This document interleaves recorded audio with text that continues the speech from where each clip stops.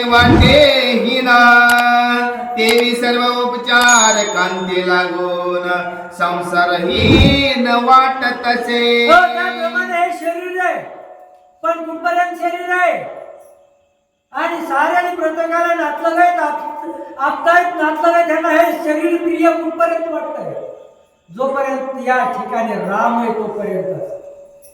एकदा ह्याच्यातली हवा निघून गेली, राम गेला की नाव देखील बदलतं. त्याचं म्हणजे बॉडी उचलायला होतं, त्याचं नाव पुन्हा बॉडी पडतंय. त्याचं नाव काय तेही सोडून जाते नातलं.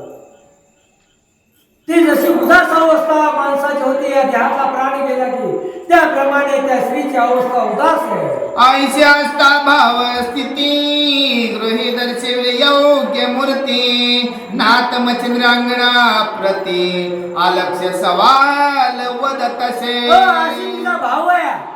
या संसाराच्या ठिकाणी ती उदास आहे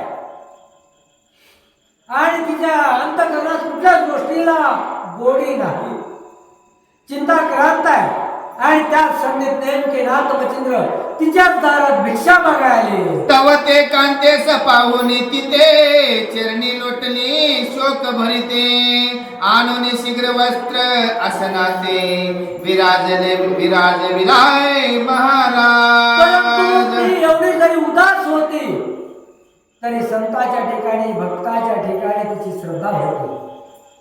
ज्या वेळेस दारात नाथ मच्छिंद्र आले की येते भिक्षुक आहे, संन्यासी आहे, लगबगीने घरात गेली, बसा आसन आणलं, आसन टाकलं. आपण पैसून नाता निकट सांगे वियोग शोक उल्लाट हृदये भरून नेत्रपाट क्लेश बंधो मिरवले. अंतरीचे निगे स्वभावे बाहेरी. नाथ मच्छिंद्र कशाला आणतो तिच्या दारात? तिच्या घराला ऐकायला का? किंवा एखादे साधू आहेत, संत आहेत, महात्मे आपल्या घरी काय आपल्या संसारातलं रडगाणं ऐकायला येतात का? काय घेते का?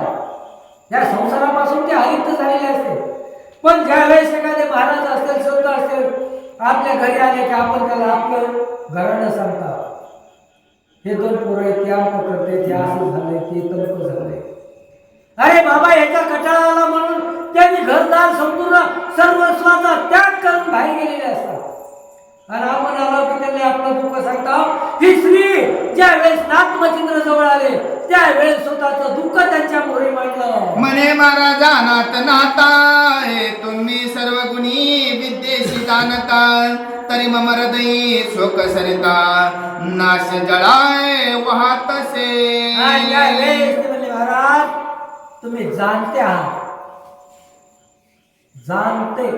जाणतेने गुरु भजिजे. जाणतं पाहिजे माणसाने, नेत नसलं पाहिजे. आणि त्यासाठी म्हणले महाराज तुम्ही जाणते आम्ही संसारी जीव आहे, आम्हाला अनंत दुःख आहे. आणि या दुःखातून बाहेर काढणारा सद्गुरू वाचून सापडेना सोय.